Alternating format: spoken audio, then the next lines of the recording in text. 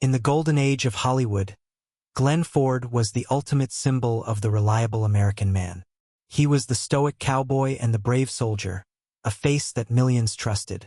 But while the cameras captured a man of uncomplicated strength, a very different person lived behind the gates of his Beverly Hills estate.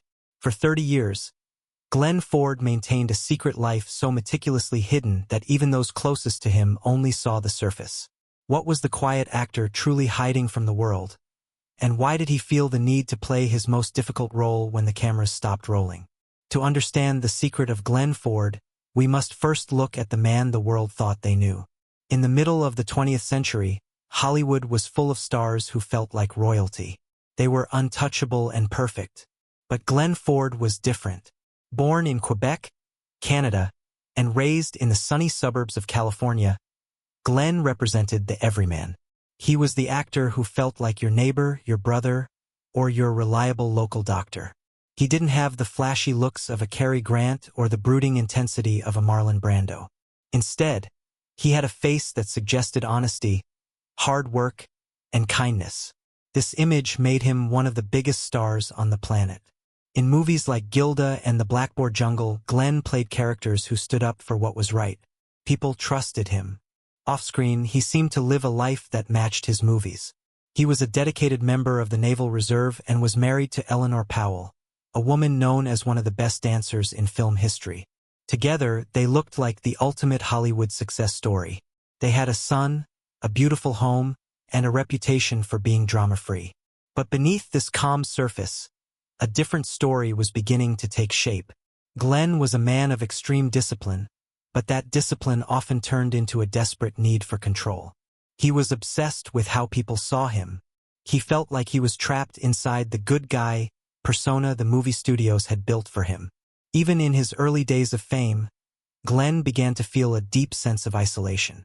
He started to realize that the person the public loved wasn't actually him. To cope with this pressure, he began to withdraw into a private world, a world where the rules of Hollywood didn't apply. He started to keep secrets, not because he wanted to be a villain, but because he didn't know how to be himself in the light. As his stardom grew, so did the wall between his public life and his private thoughts. He began to write things down in secret journals, entries that suggested his perfect life was actually a carefully built prison. What was the first crack in the mask that no one noticed?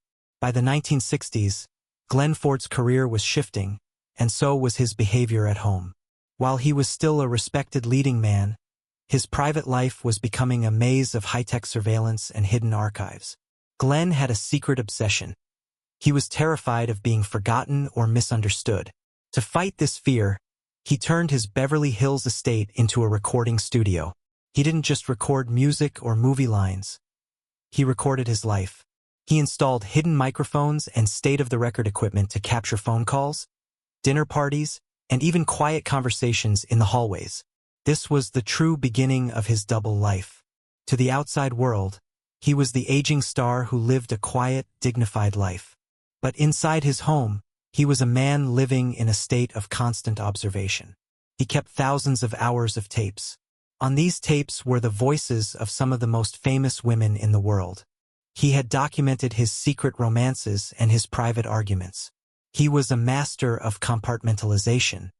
He could spend the morning filming a movie as a heroic figure and the evening listening to recordings of his own crumbling marriage. His relationship with Eleanor Powell eventually fell apart, and it wasn't just because of the long hours at the studio. Eleanor began to realize that she was living with a man who was always on. Glenn was so committed to his secret life that he couldn't be vulnerable with his own wife. He began to have many affairs with his co-stars, including famous names like Rita Hayworth and Maria Schell. He recorded these relationships, too. He was building a library of secrets that sat in boxes, gathering dust, while he continued to play the part of the lonely, humble bachelor for the press. The public saw a man who was gracefully growing older. The tapes told a story of a man who was deeply restless and searching for a connection he couldn't find. Glenn was successfully playing two different people at once. But why was he so obsessed with recording every word? Was he building a legacy, or was he collecting evidence for a day he feared was coming? One of the most complex parts of Glenn Ford's life was his relationship with the military. He wasn't just an actor who wore a uniform for a movie. He was a real-life soldier. During World War II, he served in the Marines and later he joined the Navy. Even when he was a massive star in the 1960s, he didn't stay in the safety of Hollywood. He actually went to Vietnam as a public affairs officer. This service gave him a level of respect that few other actors had. He was seen as a true American hero, a man who put his country before his career. However, Glenn used his military service as a shield for his private life. Whenever the tabloids started to ask questions about his many relationships or his strange behavior, he would pivot back to his identity as a soldier. It was a perfect cover. No one wanted to criticize a man who had served in 2 wars. But the truth was that the military life and the Hollywood life were at war inside him. In the Navy, there were clear rules and a sense of order. In Hollywood, everything was fake and based on appearance. The psychological toll was heavy. Glenn struggled with the things he saw during his service, especially in Vietnam. He witnessed the darkness of war up close, but when he returned to his mansion in Beverly Hills, he felt he had to keep that darkness hidden. He didn't want to ruin the everyman image that paid his bills. He became even more withdrawn. He preferred the company of his gadgets and his reels of tape to real human beings. His friends noticed that he was becoming more paranoid. He was a hero to the soldiers he served with and a legend to his fans, but to himself he was becoming a shadow. He was trapped between the man he was in the jungle and the man he was on the red carpet. As the 1970s arrived, the stress of keeping these worlds separate began to affect his health. A sudden crisis would soon threaten to bring his entire secret library of tapes into the public eye. In the later years of his life, Glenn Ford did something that shocked his few remaining friends. He turned his home into a fortress.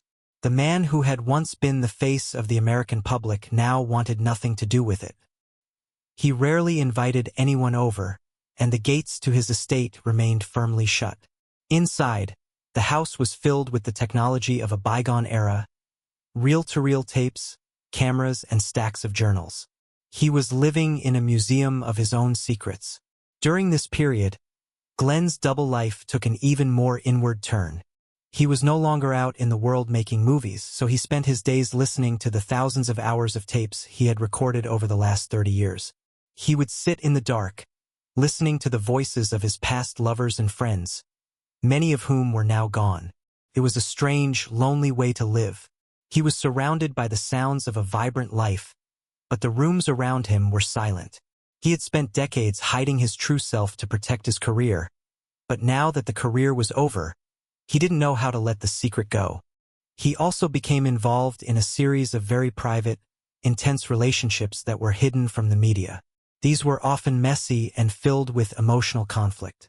Because he was so famous, he lived in constant fear that one of these women would go to the press and tell the world about the real Glenn Ford, the man who was obsessed with control and haunted by his past. He spent a fortune on security and legal fees to keep his private business private. The everyman had become a hermit. He was a man who had everything: wealth, fame, and a legendary legacy. But he was a prisoner of the very walls he had built to stay safe. He was waiting for something, but even he didn't seem to know what it was.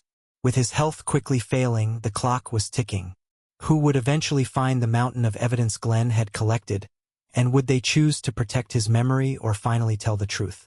Glenn Ford passed away peacefully in 2006 at the age of 90.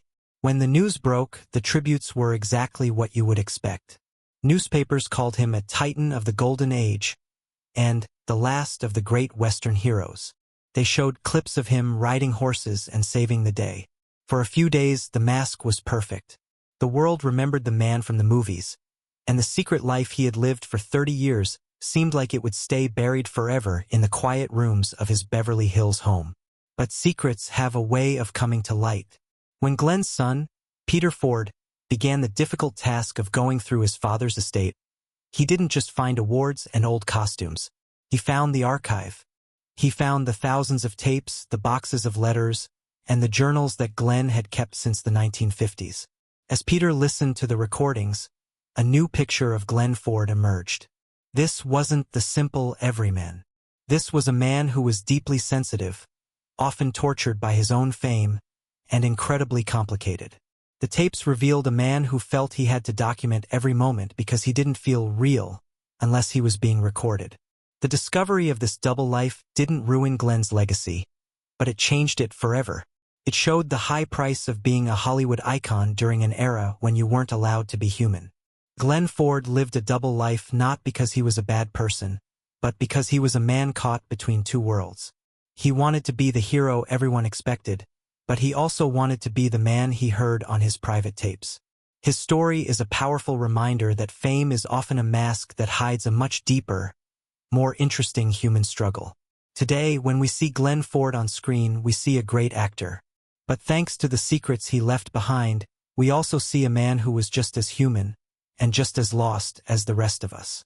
Glenn Ford spent his life making sure he was recorded, perhaps hoping that one day we would finally listen to the real him. Now that the truth is out, what does it tell us about the other perfect stars of the past who might still be hiding their own secret tapes?